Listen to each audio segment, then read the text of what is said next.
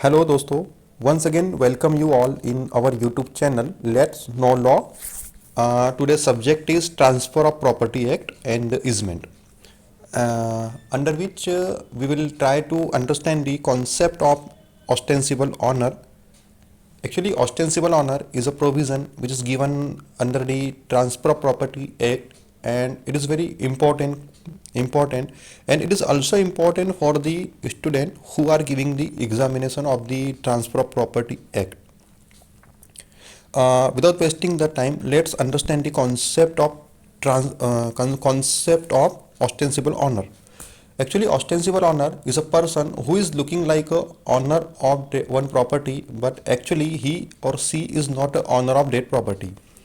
इसका मतलब ये हुआ कि एक पर्सन ऐसा है जो एक प्रॉपर्टी का ऑनर है, लेकिन जब आप डीप में जाएंगे, थोड़ा सा इन्वेस्टिगेट करेंगे, तो आपको ये पता चलेगा कि वो उस प्रॉपर्टी का ऑनर ही नहीं है, और ऐसे पर्सन को बोलते हैं ऑस्टेंसिबल ऑनर. तो ये था ऑस्टेंसिबल ऑनर का मीनिंग एंड द कॉन्सेप्ट. इसका जो प्रोविज़न है वो section 41 of the transfer of property act के अंदर डिफाइन किया हुआ है. तो इसका क्या प्रोविज़न है, चलो हम देखते हैं. Where with the consent expressly और impliedly of the person interested in immovable property, a person is the ostensible owner of such property and transfer the same for the consideration. The transfer shall not be voidable on the ground that the transferor was not authorized to make it, provided that the transferee, after taking reasonable care to ascertain that the transferor had the power to make the transfer as acted in good faith. अब इस definition का मतलब ये हो गया कि where with the consent, मतलब जहाँ पर कंसेंट है, और कंसेंट कैसा है, एक्सप्रेसली है या इम्प्लाइडली है. तो किसका कंसेंट, एक ऐसा पर्सन जो इंटरेस्टेड है कौन सी प्रॉपर्टी में, इमूवेबल प्रॉपर्टी में, और जो पर्सन इंटरेस्टेड है इमूवेबल प्रॉपर्टी में वो पर्सन कैसा है, तो वो पर्सन है ऑस्टेंसिबल ऑनर, जिसका मैंने अभी आपको मीनिंग बताया. ओके. उसके बाद में ये बोला इन्होंने कि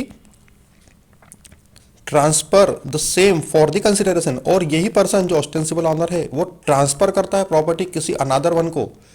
और क्यों, कौन से, किसके पर्पस के लिए कर रहा है वो ट्रांसफर, तो कंसिडरेशन के लिए. कंसिडरेशन मतलब समथिंग इन रिटर्न, मतलब पैसों के लिए, सीधा सीधा हम बोले तो. ओके. एंड अब इसके आगे दिया है कि transfer shall not be voidable on the ground. अब ये जो ट्रांसफर है वो वॉइडेबल नहीं होगा, तो कौन से ग्राउंड बताया है जिसके कारण वो जो ये ट्रांसफर है ऑस्टेंसिबल ऑनर के द्वारा किया गया वो वॉइडेबल नहीं होगा. तो वो ग्राउंड बताया है कि transferor was not authorise to make it. मतलब जो ट्रांसफरर है, मतलब कौन, तो ऑस्टेंसिबल ऑनर, वो एथोराइज पर्सन नहीं था इस ट्रांसफर करने के लिए. और दूसरी चीज ये बताइए कि जो ट्रांसफरर था, जो एक प्रॉपर्टी को खरीद रहा है, उसको ये पता है कि एक्चुअल ऑनर जो है वो वही पर्सन है, और ये जो उसने किया है ये सारा गुड फेथ में किया है. अब इस डेफिनेशन को आप एक बहुत ही अच्छे एग्जांपल से समझ सकते हैं कि सपोज एक पर्सन है जिसका नाम ए है, और ए जो है वो ऑस्टेंसिबल ऑनर है, मतलब वो प्रॉपर्टी का वो एक्चुअल में ऑनर नहीं है. एक्चुअली ए जो है वो ऑस्टेंसिबल ऑनर, और जो बी नाम का पर्सन है उसने ही जो प्रॉपर्टी थी एक्स नाम की, उसको खरीदने के लिए पैसा दिया है. और जो नाम जब रजिस्ट्री करी उसने, तो नाम दिया है ए का, और ए जो हो गया वो ऑस्टेंसिबल ऑनर हो गया, बी हो गया है रियल ऑनर, और जो सी है वो ट्रांसफर ही है, मतलब वो प्रॉपर्टी को खरीद रहा है. और सी को ये पता है कि ए ही इसका फुल ऑनर, सारा पूरा title, full position, full ownership A के पास में है, बी को वो पहचानता ही नहीं है सी. तो इस कंडीशन में क्या हो गया कि ए जो हो गया ऑस्टेंसिबल ऑनर हो गया, बी हो गया रियल ऑनर, और सी जो हो गया वो ट्रांसफर ही हो गया, जिसको ये पता है कि ये प्रॉपर्टी ट्रांसफर करने के सारे पावर और अथॉरिटी ए को ही है. अब यदि ट्रांसफर होता है तो ये जो ट्रांसफर है वो वैलिड ट्रांसफर होगा, वॉइडेबल नहीं होगा, ऐसा ये प्रोविजन बोल रहा है.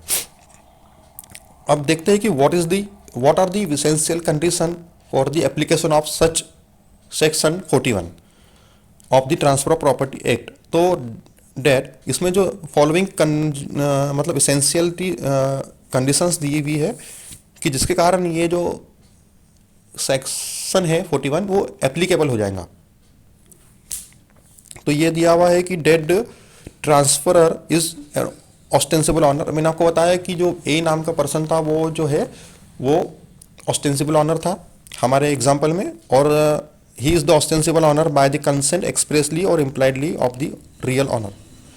और एक्चुअली जो रियल ऑनर है बी, उसने भी ये कंसेंट दे दिया कि हाँ इसको पावर है बेचने के, ये ऑथराइज पर्सन है, ऑस्टेंसिबल ऑनर है। Okay, that transfer is for the consideration, और ये जो ट्रांसफर है वो कंसिडरेशन के लिए हुआ है। And that transfer he had acted in the good faith taking reasonable care ascertain that the transferor had power to transfer. वही कंडीशन है जो मैंने आपको एग्जांपल में बताई है कि जो ट्रांसफरी है उसको, उसने जो भी एक्ट किया है, जो ट्रांसफरी मतलब जो पर्सन है जो उस प्रॉपर्टी को खरीद रहा है, हमारे केस में सी जो था वो ट्रांसफरी था और प्रॉपर्टी को खरीद रहा था, उसको ये पता था कि सिर्फ ए को ही अथॉरिटी है पावर इस प्रॉपर्टी को बेचने की, बी को वो जानता ही नहीं था। और बी ने भी इसके लिए कॉन्सेंट दिया है। वो जो कॉन्सेंट है वो एक्सप्रेसली भी हो सकता है आपका, और या तो फिर इम्प्लाइडली भी हो सकता है। और यदि ऐसा ट्रांसफर होता है तो वो वैलिड ट्रांसफर है, वॉइडेबल नहीं है। ओके, आई होप डेट कि आपको ये ऑस्टेंसिबल ऑनर का जो कॉन्सेप्ट, मीनिंग एंड डेफिनेशन आपको समझी होंगी। एंड यदि आपको समझी हो तो आप मेरे चैनल को लाइक, सब्सक्राइब और जो घंटी का बटन है आप वो दबा सकते हो, सो डेट कि आपको फर्दर वीडियो की जो इन्फॉर्मेशन है मिलती रहे। Thank you.